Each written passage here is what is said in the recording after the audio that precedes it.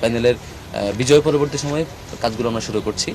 আর এর মধ্য দিয়ে ইনশাল্লাহ আমরা এরপরে শিক্ষার্থীদের সাথে মিশবো, কথা শুনবো। আনুষ্ঠানিক দায়িত্ব গ্রহণ কবে থেকে শুরু হবে এটা এখনো ইউনিভার্সিটি কর্তৃপক্ষ থেকে জানানো হয় নাই। তার আগ পর্যন্ত আমরা আমাদের প্যানেলের দিক থেকে এবং একই সাথে যেহেতু নির্বাচিত প্রতিনিধি হিসেবে আমরা সকলের সাথে কথা বলছি, সকল প্রতিনিধিদের সাথে অন্যান্য হল পর্যায়ে এবং ডাকসু পর্যায়ে যারা নির্বাচিত হয়েছেন তাদের সাথে আলাপ করা, দেখা করা, কথা বলা, শিক্ষার্থীদের কথাগুলো শোনা, সেই কাজগুলো করছি। আজকে আমরা প্রাথমিকভাবে শুরু করেছি শহীদদের জিয়ারত দিয়ে।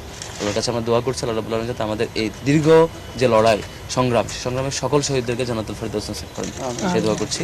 এবং আল্লাহ রাব্বুল আলামিনের কাছে এটাও দোয়া করছি যে শহীদদের যে আত্মত্যাগ, তাদের যে আমানত আমাদের উপর অর্পিত হয়েছে সুন্দর ক্যাম্পাস গড়বার জন্য, সেই অনুভূতি যাতে আমাদের সবসময় থাকে এবং শহীদদের এই স্যাক্রিফাইসের মূল্য যাতে আমরা আমাদের কাজের মধ্য দিয়ে, শিক্ষার্থীদের কমিটমেন্ট রক্ষার মধ্য দিয়ে, শিক্ষার্থীদের অধিকার বাস্তবায়নের মধ্য দিয়ে আমরা সেটি জারি রাখতে পারি, বাস্তবায়ন করতে পারি।